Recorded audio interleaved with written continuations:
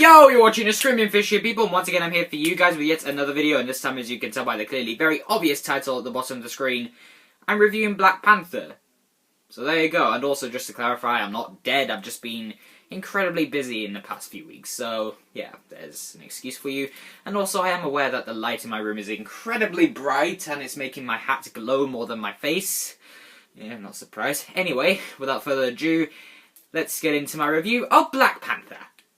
Black Panther himself was one of, if not the main highlight of Captain America Civil War, and when I heard he was getting his own solo film right before Avengers Infinity War, I could not be more hyped, and I was very interested to see what was going to be done with this character in this film.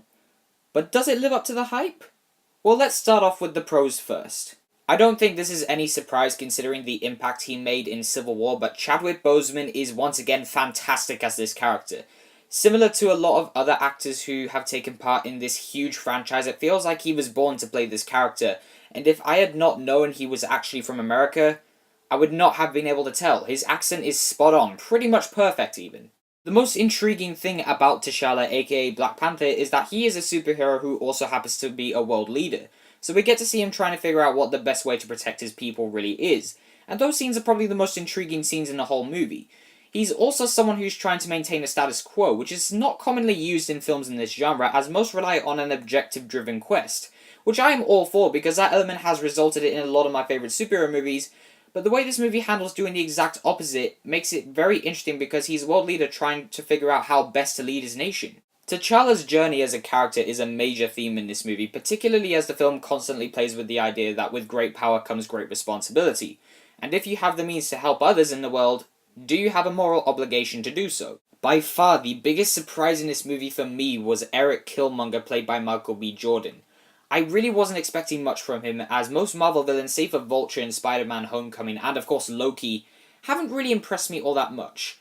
But Michael B. Jordan just disappeared inside this character. He was that good, and even as a villain on his own, he is without a doubt the most complex and enthralling villain the MCU has had in years. He can occasionally come across as just another bad guy who wants nothing more than world domination, but so much more was done with his character than I could have ever imagined. He is a complete contrast with T'Challa, because T'Challa wants to maintain tradition and keep Wakanda's tech safely hidden, whereas Killmonger is driven by a need to exact justice and right wrongs. There are a lot of scenes with this character that are genuinely emotional and actually have a lot of depth and meaning to them, but he also brings a strong level of intimidation to the role that is present whenever he is on screen. Letitia Wright is also very good here. She can be seen as the comic relief of this movie, and while that may be true, her dynamic with Chadwick Boseman is one of the most entertaining parts of this movie. She's also really funny on her own, and honestly, she was just a joy to watch on screen. Martin Freeman was good in Civil War, but he was even better here. I like that he was given more to do here, because in Civil War he was basically set up as this CIA agent who just loved the sound of his own voice, and I didn't really find his character all that interesting, but here I would say that he was considerably better as a character. I found myself liking him a lot more, and he is used as a fish out of water type character in this film because he's come into a completely different culture that he hasn't really experienced before, so he doesn't necessarily know how to interact with people, and that can make for some of the most humorous scenes in the movie. Danai Gurira was excellent in this movie, and she and the Dora Milaje have some of the best action sequences in the entire film, and overall they were just an awesome addition, and I want to see so much more from them in the future. Okiwe is someone who is very devoted to tradition, and when that devotion conflicts with Nakia, who is played brilliantly by someone who I cannot pronounce the name of, and I do apologize for that, it forces her to question her loyalties because she wants to maintain the status quo and keep tradition alive. But part of her journey in this film is deciding if that's really the right thing to do. I could not get enough of Andy Serkis' Claw in this movie. He was just so entertaining to watch. There's never a dull moment with this character because Andy Serkis is always giving it his all, and it pays off fabulously. Forrest Whitaker is also fantastic here, but that's no surprise to me because it's Forrest Whitaker. I mean, come on. Daniel Kaluuya has once again proven himself to be an amazing character actor. That's twice now where I've watched a film where this guy just transforms into the character he's playing. And that's what makes his performances so good. He just transforms.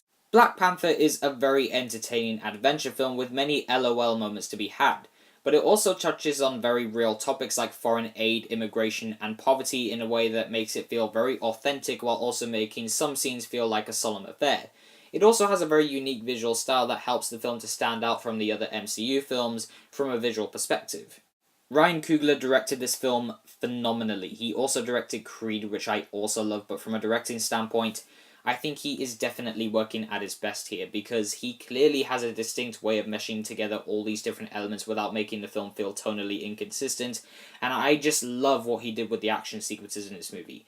They were filmed so beautifully. This whole film is just beautiful to look at. Wakanda is a visual masterpiece. I was absolutely marveled by it. I would even say it's a better realized location than even Asgard.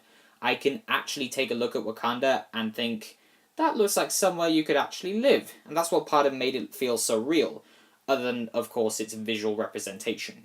Black Panther is one hell of a cultural celebration. I got nostalgic when I started to recognize things about this culture that I knew from my past because, as some of you may know, I used to live in Africa, and seeing this culture brought to life on the big screen in the way that it was quite emotional, but also joyous because it was done so perfectly. The action in this movie is some of the best the MCU has to offer. The choreography is brilliantly executed, and the camera work, like I said, is beautiful, and it really adds to the sense of thrill and excitement. With that said, some of the CGI can look a little too cartoony. There are a few shots of Black Panther and Killmonger in action that just look really rubbery and shiny.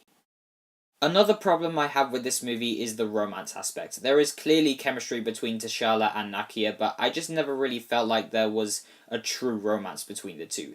And whenever the film did come back to it, it just felt a bit rushed and forced. But it also distracted from the main plot of the movie, and not in a good way. It just didn't feel like it needed to be there. I also think there were some characters that were very underutilized. For example, we have Angela Bassett. I think I said that name wrong, apologies. She gives a terrific performance, but she really doesn't have as much to do in the movie as I would have expected, or would have liked to, for that matter. She is T'Challa's mother, and you would think that this movie would shed some light on how past events in the movies preceding Black Panther would have affected her. Outside of one small scene in the beginning of this movie, we get nothing. And as a character, I just didn't find her very interesting. But other than that, I had a really good time with Black Panther. I really, really liked this movie. It's definitely among Marvel's best, if not the very best. I will say that Black Panther has without a doubt my favourite soundtrack out of the entire MCU. It is one of the most unique and riveting soundtracks I've heard in a good while. But all in all, Black Panther may not be flawless, but it is a very entertaining adventure film that focuses on very relevant topics and themes, while still managing to do what Marvel movies do best. So with that in mind, Black Panther gets an 8.2 out of 10. So guys, those are my thoughts on Black Panther. I do hope you enjoyed it. I really enjoyed the movie. I think it's a really good movie. I don't think it's without its flaws, but overall, it's a very good Marvel movie. And it's gotten me a bit more hyped for Avengers Infinity War, even though I was already, up to here with the hype. So, anyway, once again, I do hope you enjoyed this movie. Please don't forget to like, subscribe, and follow me on Facebook, Instagram, Twitter, and let's not forget Stardust. I'm on Stardust at Screaming Fish, so I'll leave that in the description below.